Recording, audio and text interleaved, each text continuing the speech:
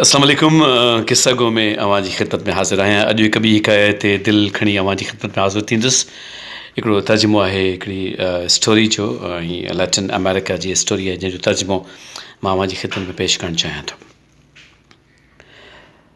छहों दर्जो। अॼु मुंहिंजी दाख़िला हिकु नए स्कूल में थी ऐं केॾो न सुठो लॻो जॾहिं क्लास में मूंखे जेका डेस्क मिली हुई उन में हूअ मुंहिंजे पासे में अची वेठी।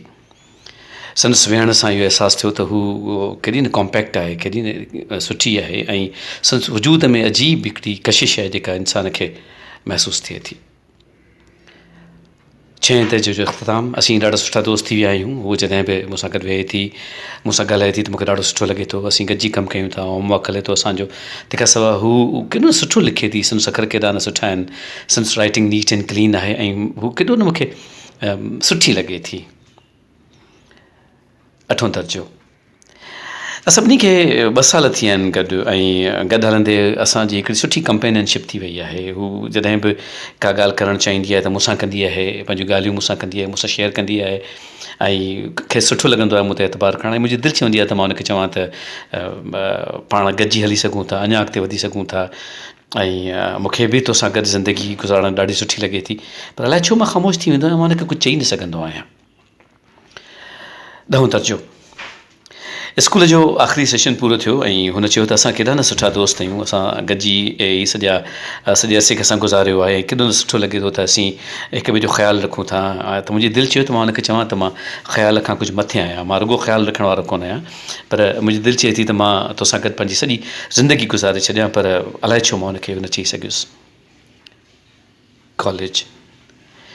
इहा केॾी न सुठी ॻाल्हि आहे त असां गॾिजी हिकिड़ी कॉलेज में दाख़िल थिया आहियूं, ऐं हाणे त असां मैच्योर आहियूं ऐं हिक ॿिए खे सम्झी बि सघूं था। हू हर शइ मूंसां शेयर कंदी आहे, ज़िंदगी जे मुख़्तलिफ़ क़िसनि ते असां गॾिजी बहस कंदा आहियूं, ऐं मां हुनखे पंहिंजा उज़ुर तावीलूं पेश कंदो आहियां, हू मूंसां पंहिंजियूं ॻाल्हियूं कंदी आहे। पर अलाए छो मां खेसि इहो चई न सघंदो आहियां त मां तोखां सवाइ रही कोन थो सघां, या मां ज़िंदगी तोसां गॾु गुज़ारणु चाहियां थो। काश मूंखे कहिड़ो मौक़ो मिली पवे जो मां हुनखे चवां त मां तोसां बेहदि प्यारु कयां थो। कॉलेज जो इख़्तिताम। जुदा थींदे हुन चयो त पाण हयाती जा केतिरा न सुठा वरे गॾु गुज़ारिया आहिनि। छा न चङो थिया त असांजो अञा पढ़ाई जो टाइम कुझु ॿियो बि हले हा, पर बहरहाल हिते जुदा त थियणो ई आहे न। त मुंहिंजी दिलि चयो त मां हुनखे चवां त जुदा पाण कोन थींदासीं, मुंहिंजी दिलि कोन थी चए त मां तोखां जुदा थियां, ऐं पाण छो न गॾु हुजूं था।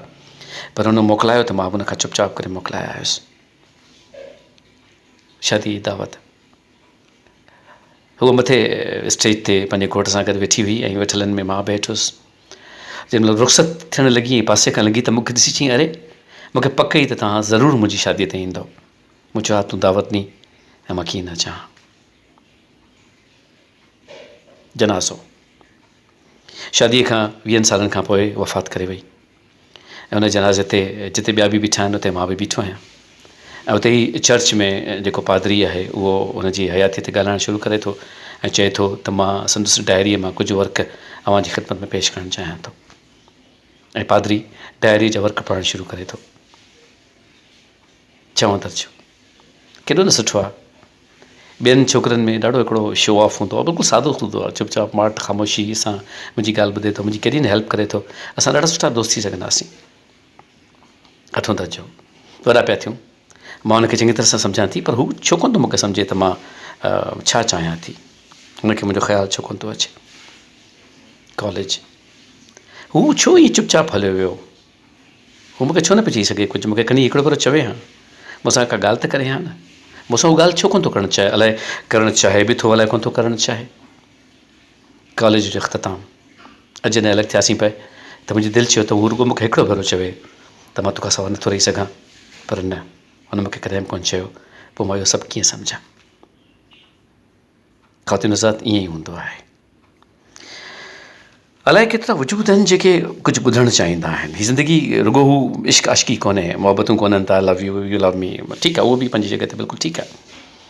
पर असांजा केतिरा अहिड़ा वजूद आहिनि जेके चाहींदा आहिनि त हू पंहिंजे कननि सां ॿुधनि। जॾहिं औलाद पंहिंजे वालदेन लाइ कुझु चवंदो आहे त वालदेन जूं अखियूं ॿरनि लॻंदियूं आहिनि, हुननि जे अंदर में सुरूर जी हिकिड़ी लहर उभरंदी आहे त हुननि जो औलाद हुननि जे लाइ ईअं ॻाल्हाए थो।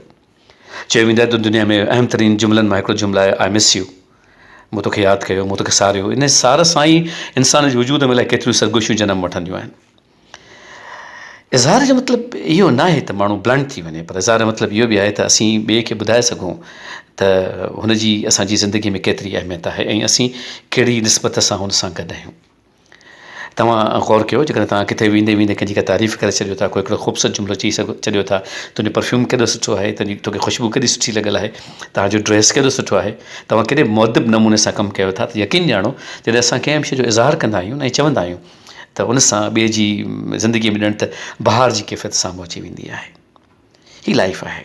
हिन लाइफ में ज़रूरी न आहे त माण्हू रुॻो इहो धुल वॼाईंदो वञे, ऐलान कंदो वञे त मूंखे तोसां प्यारु आहे, हिन ॻाल्हि जो इज़हार आहे, हू ॻाल्हि आहे। नो, द पॉइंट इज़ असांखे वक़्तु सिर उन ॻाल्हि खे चवण जो हुनरु अचणु घुरिजे, छाकाणि त अलाए केतिरा कन आहिनि जेके आता हूंदा आहिनि त उहो आवाज़ु ॿुधिजे जेको आवाज़ु अंदर जी गिड़की खोले थो। जॾहिं हिकिड़ी तमसील हुई, हिकिड़ी कहाणी, हिकिड़ो अहसासु जेको अवां जी ख़िदमत में पेश कयोसीं, जिते हुजो ख़ुशि हुजो, शाद ऐं आबाद हुजो। इजाज़त ॾींदा रब पाक करे त हयाती रही त ईंदड़ हफ़्ते तव्हां सां ज़रूरु मिलंदासीं। मालिक करीम तव्हांखे दामे दरमे कर में सुख में हमेशह पंहिंजो न्याज़मंद रखे, पंहिंजो मोहताज रखे। आबाद सलामत हुजो। अल्लाह भाई।